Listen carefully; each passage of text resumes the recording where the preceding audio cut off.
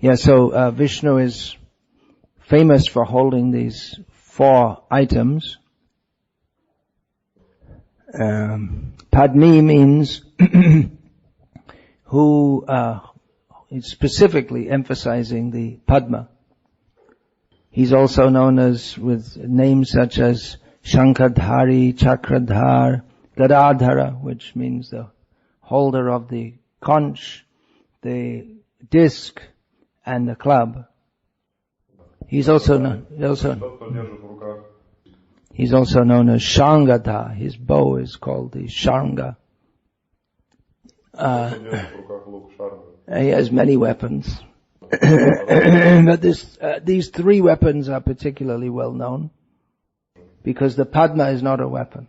The commentators have noted that although in the other hands there are martial symbols. The Shankha, that's not exactly a weapon, but that's blown also at the time of battle.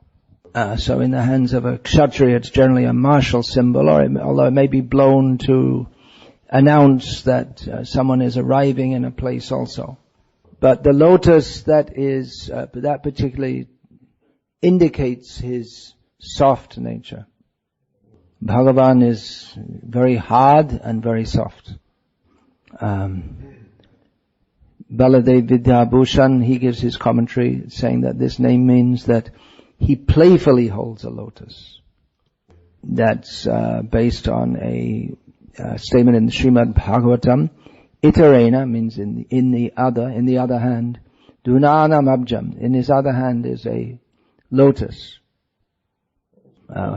It's described there with one hand. He's playing with the lotus, very playfully. So this is a description of Krishna. Many of these names, we say Vishnu Sahasranama, but many of these names are directly applicable to Krishna, the original form of the personality of Godhead. This description in the Bhagavatam is specifically of Krishna in the description of his beautiful form.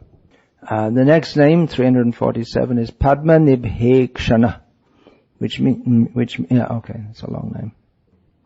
So the word Padma is there, but this doesn't refer to the lotus which he holds in his hand, but it refers to his eyes.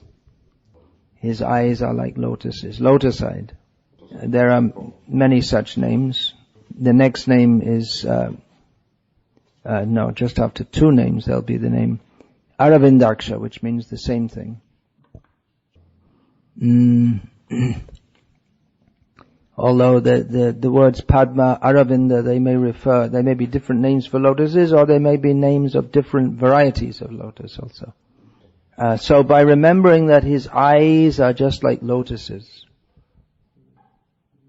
we remember the cool, beautiful, natural, and just completely pleasing sight that is the lotus. The lotus reminds us of coolness because it grows in the lake, and in India, which is generally very hot, the quality of coolness is indicative of something which is desirable. So, it's a very pretty scene to see the lotuses on the pond. So, we can say he has eyes which resemble the lotus. Or we may say that the lotus is glorified by helping us to remind us of Krishna. Because actually all these metaphors, they fall far short of the beauty of Krishna. A mundane poet may be moved to write something about the beauty of the lotus. But one who has appreciated the beauty of the eyes of Krishna will think that a description of a lotus without reference to Krishna is simply hyperbole. The next name is a well-known name that's already come up twice in Vishnu Sahasranama. This is the 3rd time. The name is Padmanabha. His navel is like a lotus, and it also means that the lotus grows from his navel. So that's already been done twice. So I'll go through that. To the next one, Aravindaksah, which means the same thing, lotus-eyed. But no harm to say, even though it's already said, we can say it again in another way. One feature of the lotus is that it opens with the sun and closes with the setting of the sun. It opens with the rising of the sun and closes with the setting of the sun. So the acharyas who make these commentaries, they're very expert at finding different analogies from all the characteristics of the items with which are named to describe Vishnu. So a comment here is that he opens himself up, he reveals himself in the presence of the devotees, but he closes himself to the non-devotees. Nahang prakasha sarvasya yoga maya samabrita murho yang nabhijanati lokho mama jamabhaya. Krishna, he is not revealed to the foolish and ignorant. He covers himself with his bewildering potency. So even though he is all-pervading, all-powerful, and vital to the existence of everyone, non-devotees have no idea that he even exists. The next name is, another dictionary meaning of the word Aravinda is copper. So another meaning of Aravindaksha is copper-eyed. So even though I didn't find any comment of the acharyas, but I remember in Bhagavatam, in the first canto, it's described that Arjuna, in chasing Ashvatthama, his eyes were copper-eyed in anger, red with anger. Red means copper is a red-brown kind of color. If heated, becomes fiery red. So that same cool, lotus-eyed Lord who loves to see his devotees with his lotus eyes, and the devotees love to see his lotus eyes. For the demons, he becomes very angry. Those same eyes that glance with benediction upon his devotees become very angry at the demons. The next name is Padma garbhah. So garbha means womb, embryo, the interior of anything, that from which something is born. So the Padma is born from him, the lotus is born from him. But the meaning which most of the commentators give is that he is within the what's described in Shastra, that there is the sky of the heart within everyone. That means in our inner consciousness, he is there. But especially, of course, he is visible or available to those who meditate on him. It can also mean that Padma Garbha can also mean who is sits on a lotus. So that's more connected with the iconography of the Buddha that's sitting on a lotus. But that's also described, that he's seated on a lotus. There's descriptions of Krishna like that. So we can meditate on Krishna sitting on a lotus. Another meaning, that Baladev Vidyabhushan gives, is that he resides in the lotus-like hearts of the gopis and other intimate devotees. The hearts of his devotees are like a lotus, and he's in there. I missed to say one thing. Where is that? Oh yeah, at Padma nibheksanah. That one reason why he's called that is that Baladev Vidyabhushan says that his abode, Golok Dham, is like a huge lotus. The next name is Sarirabhrt, which means he who holds or maintains or sustains the body. Now he's situated within the heart of everyone, Sarvasya chaham hridi sannivishtaha. And it's really he who maintains the body of everyone. As long as Krishna is within the heart, then the soul is within the heart, and as soon as he leaves, the body is a dead body. Another meaning is that he sustains the bodies in all respects. He provides food. One of the names we'll find in Vishnu Sahasranama of Vishnu is Anna, which means food. In the Christian world, that's a girl's name, but it's a male name in Sanskrit. It means food. He sustains by everyone by food. Anad bhavanti bhutani. All the living beings are sustained by food. Another name in Vishnu Sahasranama is Prana. He is the life of all that lives. So everything that we require for existence, light, heat, air, food, everything is supplied by Krishna. So the body, it will go on as long as Krishna ordains. And when Krishna says it's time for the body to drop dead, then the body must drop dead. So it's not by lifting weights in the gymnasium that we can protect our body. Of course, Krishna gives facilities like Ayurveda to help prolong life. But ultimately, it all depends on him. Balasya neha sharanang pitaro nrsimha. What's the next line? The Balasya neha sharanang pitaro nrsimha. The Chagaramaya, I can't remember it now. But there's a verse where Prahlad says that a child cannot be protected by the parents. Nartasya chagaramudambati majjato. No. One in distress, he cannot be delivered from distress. Even if one has a boat, that may not be sufficient to save one from drowning in the ocean. Taptasya tatchavidhir.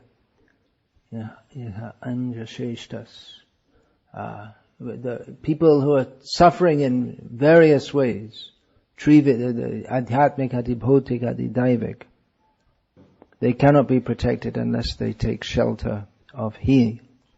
So we all have this strong tendency to be very much attached to our bodies. And so much of our time and energy goes into maintaining our bodies. Eating, sleeping, bathing, passing stool, brushing teeth, making arrangements for this, working to get money so we can eat and sleep and brush our teeth. The aim of the materialist is sense gratification. But sense gratification actually takes up a very small amount of his life. Most of the time is spent either in bodily maintenance or making arrangements for bodily maintenance. But we should know that ultimately that's all in the hands of Krishna. Another meaning that's given is that He Himself takes different bodies, different forms. Although He has no material form, He appears in so many spiritual forms for the benefit of the world. Baladev Vidyabhushan says that connecting this with the previous name, he says that this name Sarirabhrt means he who protects devotees who meditate upon Him seated on the lotus of their heart. Then the next name is Mahardhi,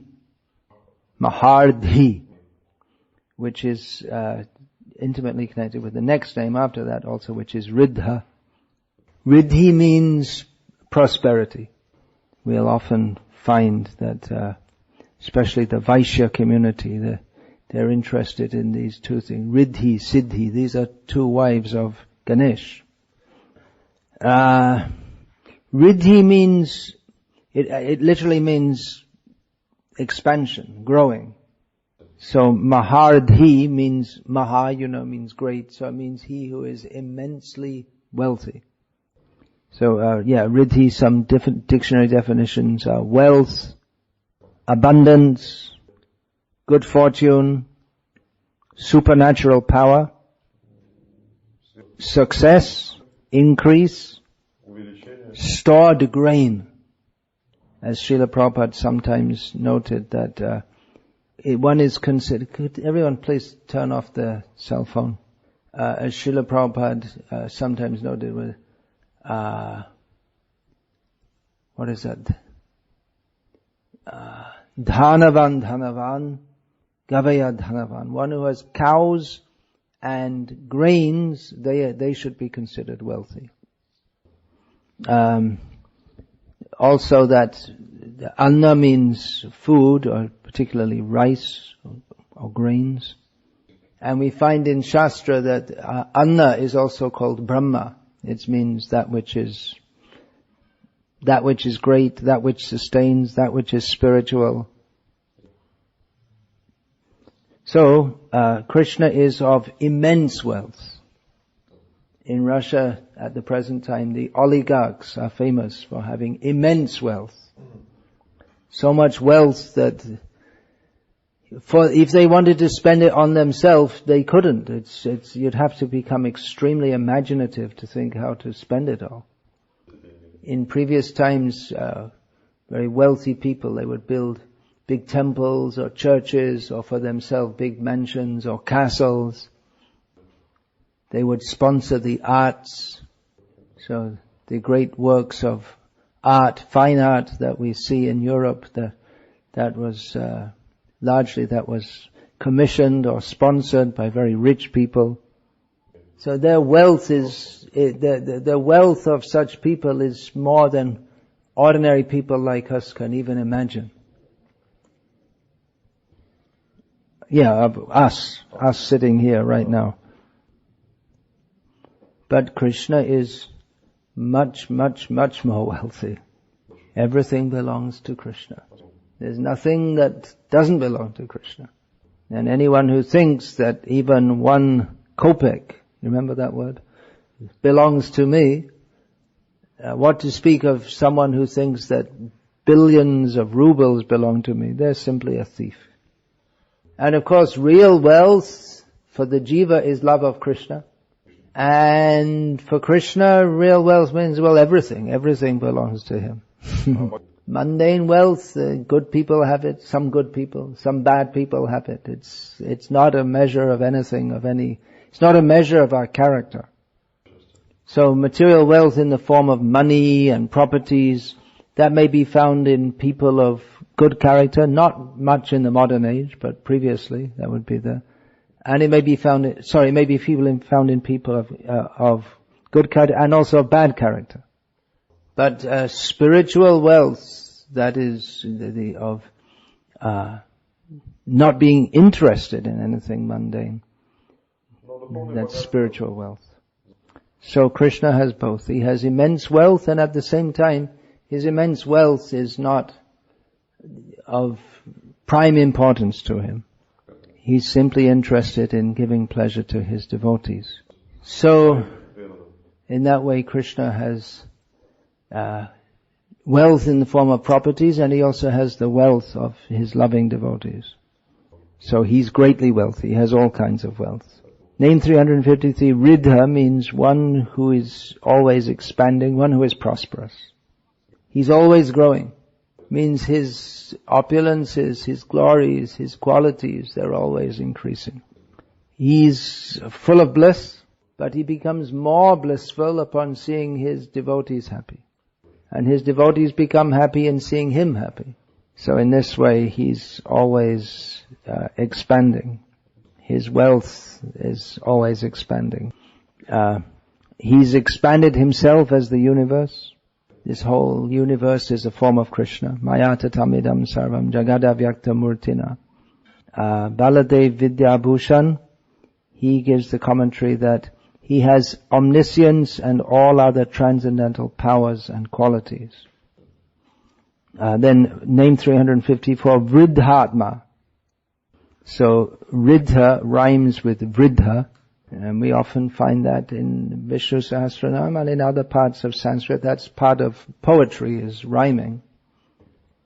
So Riddha gives the idea of growing, and Vridha gives the idea of full grown, which by association means that he is, Vridha means old. Generally the word Vridha, when we say in Sanskrit or Hindi or some language that's derived from Sanskrit, it means old. Dictionary meanings, the oldest, important, senior, experienced, learned. So all these qualities are certainly qualities of Krishna. So Vridhatma means his whole being is possessed of that quality. It's inseparable from his being. At the same time, of course, he is Purana Purusha Navayovanam Cha. He is the oldest person, and at the same time, he's just like a fresh youth. So he's so old. If we see someone old, we generally think they need looking after. And Krishna is the oldest, but he looks after us. He doesn't become in old age decrepit. And in old age, it's thought that someone becomes wise, but we don't find it. In a culture that does not foster wisdom, you don't become wise by getting older. Of course, when we say, but Krishna, he's the wisest. But Krishna, his wisdom doesn't come with age. It's not like as he grows older, he gets wiser.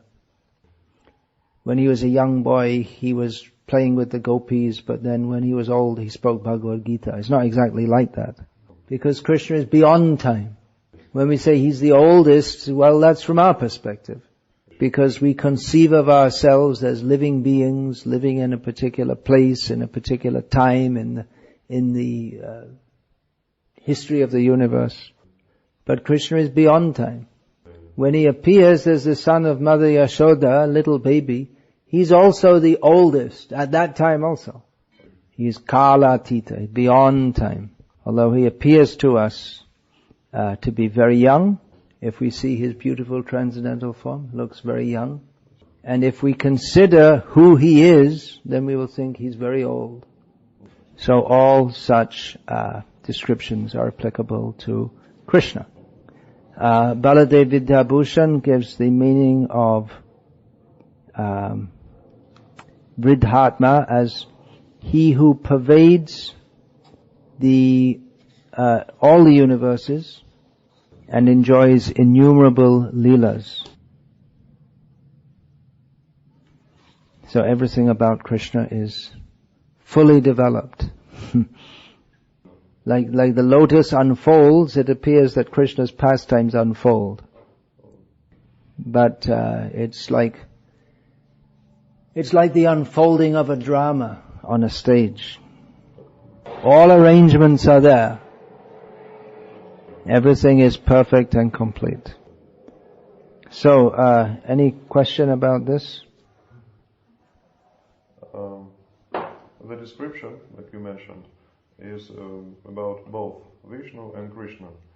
But as far as I understand, when we speak about Krishna's wealth and when Krishna speaks about his wealth, he means his wealth is counted by cows of Nanda Maharaj. And when he speaks about like universal things, so it applies to Vishnu. Is this correct? Aham sarvasya prabhavo. Everything comes from Krishna. So when we speak about his wealth as Krishna, we refer to the cows. And when we speak of the wealth of Vishnu, it means the opulence of Vaikuntha. Yeah, if we want to make that distinction, we can do. Although, the cows and everything else in Vrindavan.